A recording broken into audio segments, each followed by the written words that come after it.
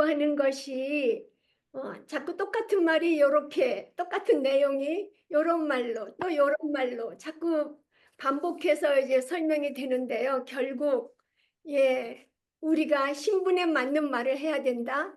그리고 우리 신분이 어떤 신분이냐 하면 하나님께서 택하신 우리가 거룩하고 사랑받는 자라는 거. 근데 그 성경을 그 골로새서를 읽으면서요.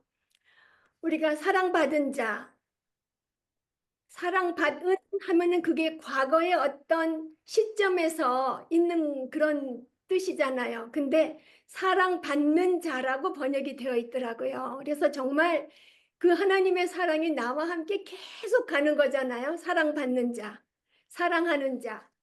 그래서 정말 그 말씀에 감격스러웠어요.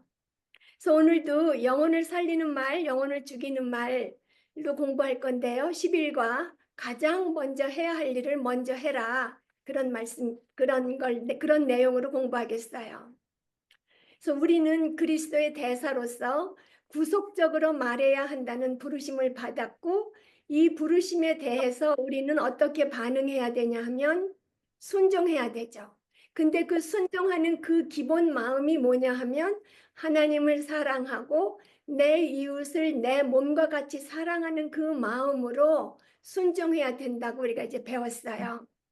그래서 오늘은 실제적으로 그러면 어떻게 해야 그리스도의 대사로서 구속적으로 말을 할 수 있게 되는지 그 구체적인 방법을 알아보겠어요. 우리가 구속적으로 말을 해서 다른 사람이 하나님께 가까워지도록 하나님을 만날 수 있도록 도와주는 도구가 되려면 우리가 먼저 복음 안에 든든하게 서 있어야 되겠지요. 복음 안에서 하나님을 늘 가까이 모시고 있어야 돼요. 그리고 또 하나님을 가까이 모실 뿐만 아니라 우리 애가 얼마나 우리 말에 실수가 많아요. 그 실수가 많은 언어 습관에서 벗어나려고 하면은 결국 자신의 잘못을 회개하는 것으로부터 시작해야 돼요. 어떤 기술을 배우려고 할 것이 아니라 말하는 기술을 배우려고 할 것이 아니라 회개하여서 마음이 변화하는 것으로부터 시작해야 돼요. 그러면 우리가 회개할 때에 무엇을 근거로 회개해야 될까요? 복음을 근거로, 말씀을 근거로 회개해야 되죠. 그래서 우리는 하나님의 택하신 거룩하고 사랑하는 자예요. 그래서 회개할 때에 하나님께서 택하신 자이면서 하나님께서 우리를 택하셨기 때문에 우리가 거룩하고 사랑받는 자가 된 그런 그리스도의 대사로서 그 신분에 합당하지 않게 한 마음, 생각이나 말이나 행동이나 그 모든 것을 회개해야 돼요. 그래서 신분에 맞지 않는 것, 그 모든 것을 회개해야 되죠. 그래서 그러면 그 복음에 우리가 딱 근거해서 회개하기 위해서 복음이 무엇을 우리에게 말하고 있는지, 우리에게 약속하고 있는지 알아보겠어요. 그래서 복음은 먼저 하나님께서는 거룩하시고 사람은 죄인이라고 말해요. 그래서 복음은 우리의 죄와 그 죄의 참담한 결과를 알게 하는데요. 그것은 우리를 절망시키려는 것이 목적이 아니라 우리를 거룩하게 하고 의와 화평의 열매를 맺게 하려는 목적이에요.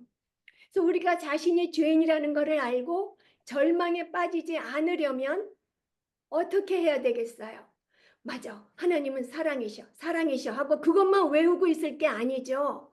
회개하고 죄를 깨달았으면 회개하고 주님께로 돌아서야 우리가 거룩해지고 성화되고 의와 화평의 열매를 맺게 되는 거죠. 그래서 복음에는 우리를 구속적으로 사랑하시는 하나님의 완전한 사랑이 드러나는데 복음은 우리에게 용서와 구원과 회복과 화목, 지혜 그리고 긍휼을 약속해요. 그래서 오늘 하나씩 알아보겠어요.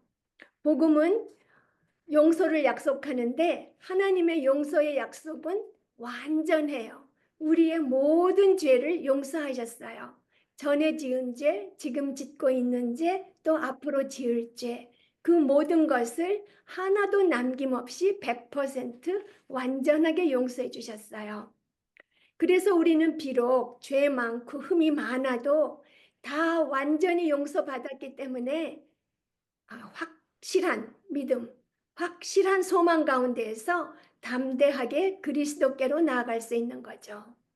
또 예수님께서는 십자가에서 친히 우리의 죄의 짐을 모두 다 맡아주셨기 때문에 우리의 죄를 동이 서에서 먼 것 같이 우리로부터 멀리 멀어지게 하셨기 때문에 우리가 하나님께 그리스도께 담대히 나아갈 수 있는 거죠. 그래서 우리는 모든 죄를 용서받아서 죄의 형벌로부터 자유로워졌고 믿음과 소망 가운데 그리스도께 나아갈 수 있어요. 복음은 우리에게 용서를 약속하고요. 또 구원을 약속해요. 예수님께서 십자가에서 우리를 얽어매고 있던 죄의 권세를 깨뜨리셨죠. 그러심으로써 우리에게 있던 죄의 권세, 죄의 지배에서 구원하여 주셨어요. 그러니까 죄의 형벌로부터 자유롭게 해주셨을 뿐만이 아니라 죄의 지배받는 것으로부터도 자유롭게 해주셨어요. 구원하여 주셨어요. 그래서 그리고 뿐만 아니라 복음은 성령님께서 우리한테 내주하심을 약속하세요. 그래서 우리는 우리의 힘으로는 선한 것을 하나도 할 수가 없어요. 그렇지만 그리스도를 죽은 자 가운데서 일으키신 것과 같은 동일한 하나님의 능력이 우리 안에서 역사하고 계시기 때문에 우리가 그리스도 안에 있을 때 그 성령님의 능력으로 우리는 강해질 수 있는 거예요. 그래서 우리는 복음 안에서 얻은 용서와 구원의 능력으로 새로운 방식으로 말을 할 수 있게 되었죠. 복음은 구원을 약속해요. 그리고 복음은 회복도 약속합니다.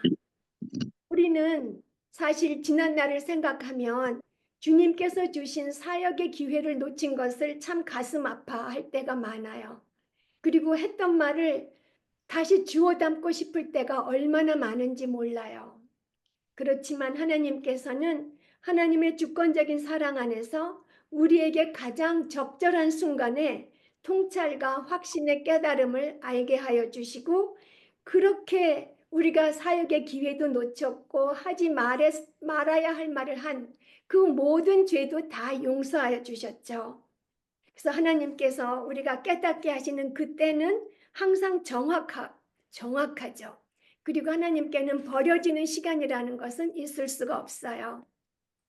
요엘 2장 23절에서 26절에 보면 하나님께서 전에 너희에게 보낸 큰 군대, 메뚜기, 늑, 황충, 팥종이가 먹은 횟수대로 그들에게 갚아주실 것이고 하나님의 백성이 영영이 수치를 당하지 않을 것이라고 말씀하세요. 우리가 그렇게 하나님의 백성이 영영이 수치를 당하지 아니하리라 하는 이 구절만 보면 갑자기 용기가 솟아요. 내가 갑자기 모든 걸 다 할 수 있을 것 같고 씩씩해지는데요. 사실은 용기가 솟는 것은 맞아요. 그런데 그 앞 구절들을 읽어봐야 돼요. 그것만 딱 떼어서 생각하면 안 되는 거예요. 그 앞구절에는 뭐라고 돼 있냐면은 하나님께서 이스라엘 백성들, 그 완악하여서 하나님을 떠난 이스라엘 백성들에게 회개하고 마음을 다하여 하나님께로 돌아오라고 하세요. 그러면 이렇게 회복시켜 주시겠다고 하신 말씀이에요. 우리가 갑자기 전쟁에 나간 사람처럼 아니면 내가 받을 것을 받아야 할 자격이 있는 것처럼 나는 수치를 당할 것이 아니고 내 건 다 옛날에 이런 거 다 가품을 받을 자격이 있다고 그렇게 할 게 아니라 마음으로부터 하나님께로 돌아가는 것이 먼저 선행되어야 된다는 것을 우리가 꼭 기억해야 돼요. 그래서 하나님께서는 회복의 하나님이시고요. 또 복음은 화목을 약속해요. 복음의 핵심이 바로 예수님이시죠. 그리고 예수님께서는 평강의 왕이세요. 그 평강을 이루시는 예수님 안에서 우리는 화목을 이루는 거죠. 그래서 예수님 안에서 하나님과 화목도 되지만 주변 사람과도 화목을 이룰 수 있게 되는 거예요. 그래서 사람들 사이에 막힌 담을 허무실 수 있는 분은 오직 예수님 한 분이시죠. 그래서 예수님께서는 상처 입고 그 관계가 파괴된 곳에도 진정한 치료와 회복과 화목을 가져오세요. 그래서 그리스도의 몸인 교회가 연합과 사랑의 공동체가 되게 하시고 남편과 아내가 한 몸으로 살게 하시고 부모와 자식이 한 마음이 될 수 있게 해주시는 거죠. 그래서 복음은 화목을 약속할 뿐만이 아니라 또 지혜도 약속해요. 야고보서 1장 5절에 너희 중에 누구든지 지혜가 부족하거든 모든 사람에게 후히 주시고 꾸짖지 아니하시는 하나님께 구하라. 그리하면 주시리라. 이렇게 말씀하세요.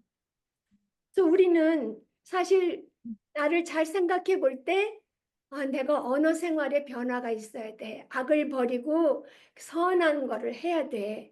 알지만 어떻게 시작해야 되는지 알지 못할 때가 너무나 많아요.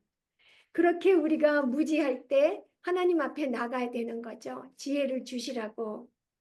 그래서 지혜가 필요한 우리에게 하나님께서 뭐라고 하세요? 오라고 하시죠. 그리고 구하라고. 그러면 주시겠다고 말씀하시는 거예요. 이렇게 복음은 용서와 구원과 회복과 화목과 지혜를 약속할 뿐만이 아니라 긍휼도 약속하세요. 히브리서 4장 14절 16절 말씀은 예수님께서 우리와 같이 모든 부분에서 다 같이 시험을 받으셨기 때문에 우리의 연약함을 이해하시고 우리를 동정하신다고 해요. 그래서 우리는 도움이 필요할 때에 대제사장이신 예수님께로 나가서 도우시는 긍휼과 은혜를 받을 수 있다고 해요. 사실 우리를 생각해 보면, 자신을 보면 우리는 원수를 사랑할 수 없어요. 나를 박대했던 사람들에게 친절을 베풀 수 없고 또 나를 분노하게 만든 사람 앞에서 참기가 정말 힘들어요. 참을 수가 없어요. 그리고 모욕당했을 때는 갚아주고 싶고요. 그래서 원수 갚는 것을 하나님께 맡길 수가 없어요. 하나님의 기준은 우리의 힘으로 완수하기에는 너무나 높아요. 그렇지만 우리가 할 수 없기 때문에 예수님께서 오셨죠. 그래서 우리는 그리스도 안에서 필요한 힘을 얻는 거예요. 주님께서 우리를 긍휼히 보셔서 힘을 주시는 거죠. 그래서 불가능해 보이는 일들을 할 수 있게 되는 거예요. 그래서 복음은 우리를 그리스도께로 인도하여서 죄를 깨닫게 하고 그 죄로부터 돌이킬 수 있는 능력을 공급해 주세요. 그래서 다시 말하자면 구속적으로 말하기 위해서 우리는 복음을 붙들고 회개해야 돼요. 왜냐하면 진정한 회개가 어디에 근거해서 일어나냐 하면 복음을 기초로 해서 일어나기 때문에 복음을 붙들고 회개해야 되고요. 복음의 약속은 죄를 깨닫게 하고 죄에서 돌이킬 수 있는 능력을 공급해 주기 때문이에요. 그래서 회개가 일어나는 토양은 복음이고 또 복음의 약속은 우리에게 다시 일어날 수 있는 힘을 주기 때문에 우리가 회개할 때에 복음을 붙들어야 되고 구속적으로 말하기 위해서 그 복음을 붙들고 회개하는 것이 꼭 필요하죠. 그러면 복음을 붙들고 어떻게 구체적으로 회개해야 되는지 알아보겠어요. 회개란 삶의 획기적인 변화를 일으킬 수 있는 마음의 변화예요. 요엘 2장 12절에서 13절을 보면 하나님께서 이스라엘에게 회개하라고 하실 때에 마음을 다하여 내게로 돌아오라고 하셨어요. 옷을 찢지 말고 마음을 찢으라고 하셨고요. 예, 마음을 찢고 여호와께 돌아오라고 하셨어요. 옷을 찢는다는 것은 비통함을 표시하는 건데요. 하나님께서는 옷만 찢을 게 아니라 마음을 찢으라고 하신 거예요. 그래서 마음으로 애통하면서 변화된 마음으로 돌아오라고 하셨어요. 그래서 이 애통하는 마음으로 하는 회개는 예수님께서 하신 일과 죄의 권세를 이기신 그리스도의 승리로 말미암은 주님의 약속들을 믿는 믿음에서 시작되어요. 그렇기 때문에 조금 전에 우리가 복음이 약속하는 것을 먼저 알아보았죠. 그래서 회개는 자신의 죄를 일단 자기가 깨닫는 거예요. 그래서 그 죄 때문에 부끄러워서 주님을 떠나는 게 아니라 오히려 상한 마음을 가지고 주님께로 돌아가서 주님의 사랑에 넘치는 용서와 용납하심을 바라보는 것이 회개죠. 주님의 완전한 사랑 앞에 무릎을 꿇는 것이 회개예요. 그래서 회개의 첫 번째 단계는 자기를 성찰해 보는 거예요. 우리는 일반적으로 자기 자신의 잘못을 보기보다는 상대방의 잘못을 더 잘 보죠. 그리고 자기 자신의 모습은 선하게 왜곡하는 경향이 있어요.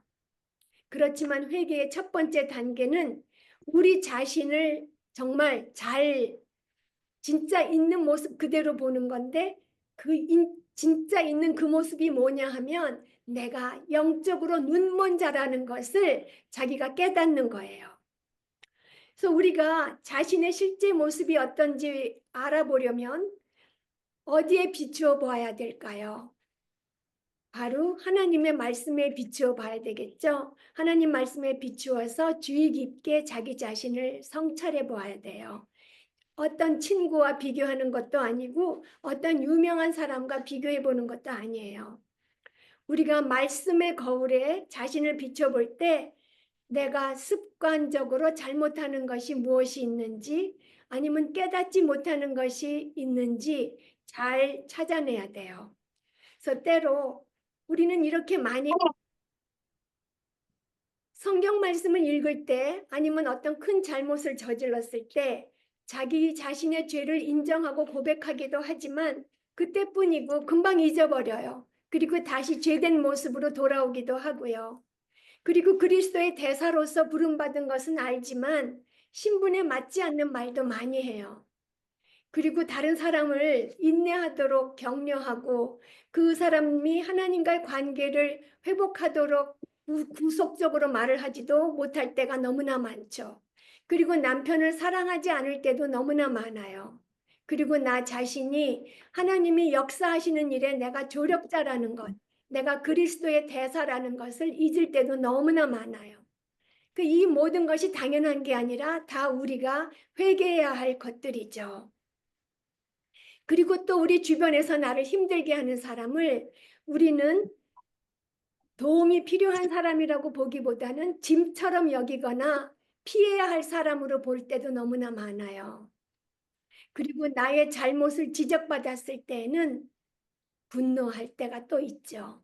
그 모든 것을 점검해 보고 내가 주님의 말씀에 비추어서 무엇이 잘못되었는지 우리가 겸손하게 고백해야 돼요. 그래서 우리가 말씀을 읽을 때에 말하는 기술을 배울 것이 악한 말에서 악한 말을 하는 데에서 은혜가 넘치는 선한 말로 바뀌는 그 마음의 변화를 우리가 추구해야 되는 거죠. 고백의 두 번째 단계는 고백한 것을 버려야 되는 거죠. 그러니까 성찰해서 나의 잘못을 알았으면 고백하고 버려야 돼요. 그래서 고백은 내가 본질적으로 죄인이면서 내가 한 어떤 생각과 말 그리고 그 행동이 죄라고 하신 하나님의 말씀을 겸손하게 받아들이며 동의하는 거예요. 요즘 세상이 어떤 세상인데 그렇게 하면 맨날 지고 말는데 그렇게는 못 살겠어요 하는 게 아니라 행동이 죄라고 말씀하신 그 말씀을 겸손하게 받아들이면서 동의하고 버리는 거죠. 우리가 죄를 고백할 때에 죄된 말과 행동뿐만이 아니라 죄악된 마음, 그 속에 숨은 그런 은밀한 마음도 고백하는 것이 중요해요. 왜냐하면 말은 어디서 나오냐 하면 바로 우리 마음에서 나오잖아요. 그래서 말을 만들어내는 죄악된 마음도 고백하고 버려야 되는 거예요. 그래서 이제 우리가 고백하고 버려야 할 죄들이 골로새서 3장 5절과 8절에 보면 아주 자세하게 나와 있어요. 음란과 부정과 사욕과 악한 정욕과 탐심, 그리고 탐심은 우상숭배라고도 하셨어요. 그러니까 탐심과 분함과 노여움과 악의와 비방과 부끄러운 말과 거짓말을 벗어버리라고 하셨어요. 그런데 이 책에는 또 그렇게 하지 않고 다르게 뭐 의심이나 두려움이나 분노, 뭐 보복하는 거, 자신의 의로움, 이기심, 절망감을 버리라고 이렇게 되어 있어요. 그래서 책에 따라서 알아보겠어요. 우리는 의심을 버려야 되는데요. 왜 이런 어려운 일과 힘든 관계가 생기게 하셨는지 하나님을 의심하는 거죠. 하나님의 그 선하심을 의심하는 것을 버려야 되고요. 상대방이 과연 변할까 하고 의심하는 것도 버려야 돼요. 그리고 또 우리는 또 두려워해요. 어려운 일이 있을 때. 그 어려운 일이 더 나쁜 결과를 맺을까 봐 두려워할 뿐만이 아니라 아직 있지도 않은 일을 두려워하기도 하는 거죠. 맺을까 봐 두려워하는 거는 아직 있지도 않은 일이잖아요. 그러니까 더 나쁜 일이 벌어질까 봐 두려워하는 것, 그것도 버려야 되고요. 그리고 나에게 부담이 되고 괴롭히는 사람에 대한 분노도 버려야 되죠. 그리고 나를 어렵게 하는 사람에게 보복하려는, 복수하려는 마음도 버려야 되고요. 자신의 의로움 버려야 돼요. 다른 사람의 티를 비판하면서 자신의 눈에 들보는 보지 못하는 그런 자만심, 교만함, 자기 의로움은 버려야 되고요. 그리고 나는 사랑받을 자격이 있고 대접받아야 한다는 이기심도 버려야 되고요. 하나님께서 내 기도를 듣지 않으시는 것 같다는 데서 오는 절망감, 그리고 이 상황이 절대로 개선될 것 같지 않다고 생각하는 데서 오는 절망감, 그런 것들 버려야 돼요. 그래서 이런 모든 것들은 우리들을 쓰러뜨리려고 하는 사탄의 괴계예요. 우리에게 영적 전쟁을 거는 사탄이 주는 의심과 유혹들이에요. 그래서 우리가 구속적으로 사랑으로 진실을 말하려면 먼저 자기 자신의 마음의 문제를 깨닫고 고백하고 버려야 돼요.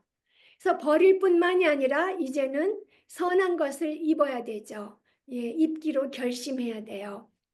골로새서 3장 12절에서 17절 말씀은 우리가 하나님께서 선택하신 그 거룩하고 사랑받는 자이기 때문에 긍휼과 자비와 겸손과 온유와 오래 참음과 용납과 용서와 사랑과 평강과 감사를 옷 입으라고 해요.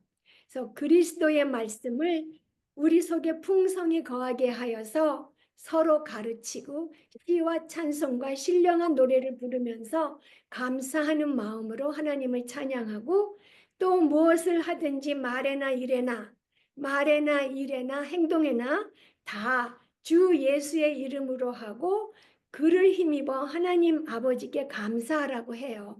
이 말씀에서 정말 우리가 감사해야지 하지만 그 감사도 사실 그리스도를 힘입어야지 할 수 있다는 것을 알 수 있죠. 그러니까 우리가 선한 일은 그리스도를 힘입지 않고는 할 수 있는 것이 하나도 없어요. 그래서 이 말씀에서 말하는 우리가 마땅히 입어야 할 덕목들을 알아보겠어요. 먼저 우리는 긍휼히 여겨야 되는데요. 긍휼히 여긴다는 것은 상대방의 필요를 깨닫고 그 필요를 채워주기 위해서 무엇인가를 그 사람의 유익을 위해서 행하려는 것이에요. 그래서 우리 하나님께서는 우리를 긍휼히 여기시면서 위로하시죠.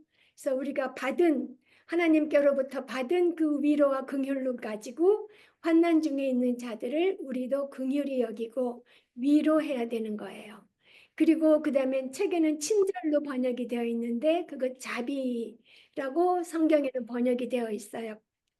그래서 자비하다는 것은 관용하고 부드럽고 따뜻한 마음씨를 가진 것을 말해요. 그래서 이해하고 배려하는 마음으로 친절하게 말하고 행동하면서 이웃의 유익을 위하는 것이 자비한 마음이죠.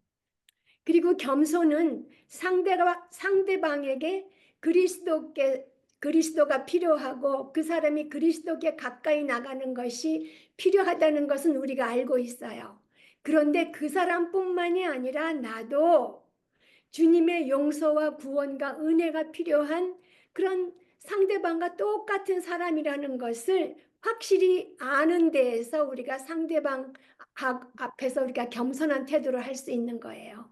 상대방뿐만이 아니라 나도 주님이 필요한 사람이라는 것을 분명히 알 때에 우리가 겸손하게 말할 수 있게 되죠. 그래서 나 자신이 내가 사역하는 사람과 별로 다를 것이 없다는 것을 알고 상대방 옆에서 섬기는 것이 겸손이에요. 상대방 위에서 이렇게 내려 누르는, 아이고 불쌍한 자여 이러면서 내려 누르는 것이 아니라 상대방 옆에 나란히 서서 섬기는 것이 겸손이고요. 온유함이라는 것은 또 온유함을 입어야 되는데, 온유함이란 다른 사람을 대할 때 부드럽게 상냥하고 조심스럽게 말하는 것을 의미해요. 그렇다고 해서 부드럽고 조심스럽게 말한다고 해서 중심도 없고 연약하여서 진리를 타협시키는 것, 훼손시키는 것은 아니에요. 오히려 거친 말과 무례하게 말을 해서 진리가 훼손되는 것을 막는 거죠. 그래서 온유함은 힘이 없는 것이 아니라 힘이 절제되어 있는 상태를 말해요. 그래서 절제된 힘을 갖고 있는 것이 온유함이에요. 그리고 오래 참음을 우리는 옷 입어야 하는데요. 오래 참음은 어려움 중에서도 계속 오랫동안 기다리고자 하는 그런 의지를, 뜻을 갖고 있는 것을 말해요. 그래서 견딜 수 없는 말이나 행동에도 조용하게 기다리는 것을 말하고요. 또 우리는 그 관용을 입어야 되는데 성경에는 용납이라고 번역이 되어 있어요. 그래서 용납은 여러 가지 압박과 핍박, 무관심, 고통 속에서 참고 원수를 갚으려는 마음을 버리는 것을 말해요. 용납은 일단 우리가 받아들이는 거잖아요. 그러니까 원수 갚으려는 마음을 버리는 것을 말하죠. 그래서 우리 예수님도 진짜 욕을 받으시되 욕하지 않으시고 고난을 받으시되 위협하지 않으시고 오직 공의로 심판하시는 하나님께 맡기셨잖아요. 그래서 이런 용납은 오직 하나님 아버지를 전적으로 의지하는 데서 생겨나죠. 그래서 우리도 하나님을 의지함으로써 이렇게 용납할 수 있어야 되고요. 또 용서는 우리가 그리스어로 용서라는 말은 은혜롭게 대한다는 뜻이 있어요. 그래서 골로새서 3장 13절에 주께서 너희를 용서하신 것 같이 너희도 그리하고 라고 하세요. 그래서 주님께서 우리를 용서하셨기 때문에 우리도 다른 사람들을 용서해야 되는 거죠. 그리고 우리가 또 사랑을 옷 입어야 돼. 사랑은 그 구속적으로 그리스도의 구속의 근본적인 요소지요. 그렇기 때문에 우리가 주님의 사역을 할 때에 주님의 대사로서 가장 기본이 되는 성품이에요. 그래서 우리가 사랑하지 않으면 긍휼할 수도 없고 자비를 베풀을 수도 없고 겸손과 온유나 오래 참음, 용납, 용서할 수 없어요. 그런데 또 우리가 사랑 없이 이런 것들을 행하려고 하면 어떻게 될까요? 긍휼, 자비, 겸손, 온유, 오래 참음 이런 거를 사랑 없이 하려고 하면 바로 율법주의가 되는 거예요. 하나님이 기뻐하시지 않는 율법주의가 되죠. 그리고 또 우리는 평강을 옷 입어야 돼요. 평강은 내면의 평안함과 만족감과 안정감이에요.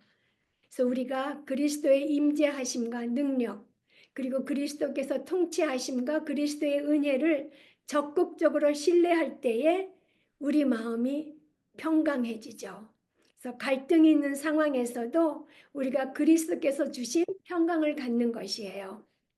그래서 평강 또한 하나님께서 어떤 분이시고 어떤 일을 하셨는지에 대해서 확실히 알 때에 우리가 가질 수 있는 거죠. 이 우리가 입어야 하는 이 모든 덕목이 하나님께서 어떤 분이시며 어떤 일을 하셨는지에 대해서 확실히 할 때에, 복음을 확실히 할 때에 우리가 가질 수 있는 덕목들이에요. 그리고 감사하는 마음도 우리가 입어야 되는데, 감사하는 마음은 우리가 받은 것만 생각해도 감사할 수 있어요.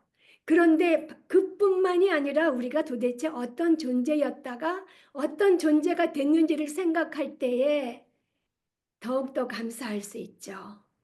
그러니까 우리가 마땅히 받아야 할 것이 무엇인데 그것을 면한 것을 생각할 때에 감사할 수 있어요. 우리가 그리스도가 안 계셨더라면 우리가 죄악 속에서 멸망했을 거잖아요. 멸망을 면하고 이제 그리스도와 함께 영원히 살 수 있다는 거 생각할 때에 감사하지 않을 수가 없고, 뿐만 아니라 우리와 일상생활에서 하나님께서 함께 하시면서 우리가 거룩함을 추구할 수 있게 해주신다는 것을 생각할 때에 감사하지 않을 수가 없죠. 그래서 우리가 받을만 하지도 않고 우리의 능력으로 획득한 것도 아니고 그런 하나님의 선물과 은혜를 생각할 때에 우리가 감사할 수 있어요. 이런 덕목들을 우리가 하나님의 자녀로서 꼭 입어야 하는 것들이. 근데 이 성품들, 이런 덕목들은 모두 예수님의 성품이에요. 그래서 이런 성품들을 옷 입는 것은 그리스도로 옷 입는 것이 되죠. 그래서 하나님께서 하신 일과 성품에 대해서 잘 알 때에 하나님께서 하신 일과 성품을 어떻게 잘 알 수 있을까요? 그리스도의 말씀이 우리 속에 풍성히 거할 때에 잘 알 수 있죠. 그때에 우리가 이 기준에 우리가 크게 부족하다는 것을 겸손히 고백하고 성령님의 능력을 의지하고 우리가 노력할 때에 성령님께서 입게 하시는 거죠. 그래서 변화를 가져올 수 있는데 이 변화는 먼저 이렇게 마음에서부터 변화가 돼야 되고 마음이 변화된 것이 말과 행동으로 나타나요. 그래서 행동으로 나타나지 않았는데도 마음이 변했다고 생각하는 것은 스스로 속은 거예요. 우리가 성경의 가르침을 많이 알잖아요. 우리가 성경도 지금 뭐 몇 번씩이나 읽었고 정말 암송도 하고 예배도 드리고 설교 말씀도 듣고 이렇게 또 다른 책으로 공부도 하고 그래도 행동에 변화가 없는 그 이유가 무엇일까요? 우리가 결국 그리스도의 인격을 잘 몰라서이고요. 또 우리가 옛 죄를 그 모든 죄를 깨끗하게 하심을 받은 것을 잊었기 때문이에요. 결국 우리가 누구인지를 잊어버렸기 때문인 거죠. 우리의 신분이 하나님이 택하사 거룩하고 사랑받는 자가 됐다는 것, 그리스도의 대사라는 것을 잊어버렸기 때문에 우리의 행동에 변화가 없는 거고요. 또 우리가 죄의 복음을 잊어버렸을 때 죄의 심각성을 잊어버리고 하나님께서 무엇을 용서해 주셨는지도 잊어버리고 그러면서 그리스도의 선한 것을 따르는 것을 잃어버리게 되죠. 그런데 이 베드로후서 우리가 아까 읽은 1장 3절에서 9절 말씀은 그런 상황을 아주 정확하게 말씀해 주세요. 베드로후서 1장 3절에서 9절 말씀은 우리에게 있는 가장 큰 문제가 무엇이라고 말씀하냐 하면은 우리 밖에 있는 죄악이 아니라 우리 안에 있는 죄악이라는 것을 알아야 된다는 거죠. 그래서 우리에게는 타락한 세상으로부터의 구원도 필요하지만 우리를 타락에 굴복하게 하는 우리 자신의 마음의 그 정력으로부터 구원받아야 하는 것이 정말 중요하다는 거죠. 그러니까 우리 죄의 심각성을 분명하게 말씀하는 거예요. 우리 마음속에 도사리고 있는 죄로부터 우리는 구원받아야 된다는 거. 그렇게 말씀하시는 거고요. 또 그렇게 우리가 그런 끔찍한 죄인이라는 것을 말씀할 뿐만이 아니라 베드로후서 1장 3절에서 9절 말씀은 우리에게 소망도 줘요. 우리가 그리스도 안에서 감당할 수 없는 은혜를 받았다는 것을 말씀하시는데요. 우리가 생명과 경건에 필요한 모든 것을 받았다고 말씀하시죠. 그래서 하나님께서 원하시는 대로 우리가 살 수 있는 데 필요한 모든 것을 받았다고 말씀하시는 거예요. 그래서 우리가 우리 안에 있는 죄악이 더 큰 문제고 또 그 죄악을 극복할 그 모든 힘을 받았다고 하는 그 두 가지 사실은 우리 자신의 부족함과 그리스도 사역의 풍성함을 정확하게 말씀하고 계세요. 그래서 이 두 가지를 확실히 아는 것이 우리가 효과적으로 성장하는 그 변화의 토대가 되는 거예요. 그래서 결론적으로 우리가 예수님의 구속 계획의 도구로서 사역하기 위해서는 복음의 약속을 믿고 자신의 죄를 성찰하고 고백하고 결심하고 변화되어야만 하고요. 다시 말하자면 회개하여서 죄를 버리고 성경의 진리로 무장하여야 하고 생명과 경건에 필요한 모든 것을 주신 그리스도를 의뢰하여야지 구속적으로 말을 할 수 있게 된다고 요약할 수 있어요. 예, 기도하시겠습니다. 주님, 저희들이 이제 복음의 약속을 믿고 자신들의 죄를 성찰하고 고백하고 옛사람을 벗어버리고 새 사람을 입기로 결심하고 변화되기를 원합니다. 새로운 방식의 언어 생활을 하기를 정말 원하지만 실행할 힘이 없는 저희들을 불쌍히 여겨주시고 저희들을 생명과 경건에 속한 모든 것의 원천이신 성령님의 능력으로 강하게 하시어서 계획하고 결심한 것을 실천할 수 있게 하여 주시기를 간구합니다. 살아계신 우리 주 예수님의 이름으로 기도드렸습니다. 아멘. 아멘.